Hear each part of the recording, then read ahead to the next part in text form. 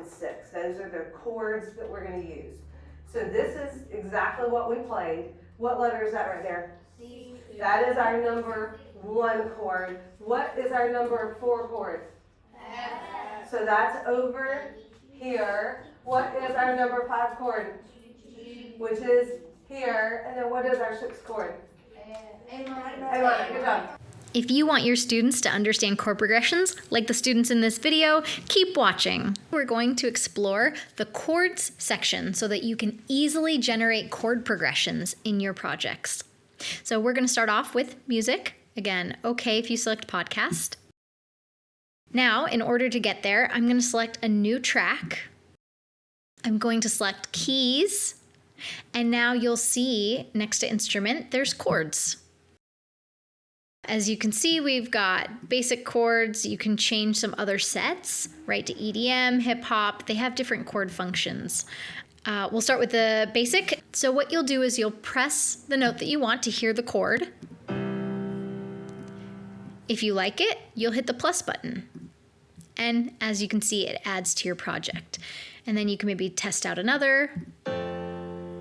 We'll hit the plus button and then we'll do another. Love it. And, ooh, awesome. So now you can see I'm easily generating chord progressions. Now, I know a little bit of music theory and I know those chords were gonna sound good together. But what you can also do is take some of these already created chord progressions. So if you wanna listen to them, you'll select.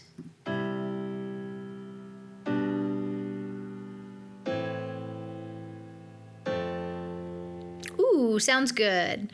And you hit the plus button to add it to your track. Again, you can do that for any of them.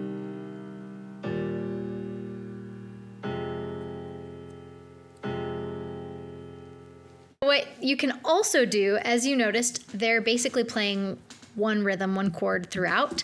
You can change up the rhythm. So we have some playing styles on the right here. So you can do the full chord, which we have. There are a few other really good ones, so all 4. Plays 4. Imagine 8 will get you. 8, very fun. You can do some other stuff too. We have other types of styles. So fun. I really like the Dreamer one.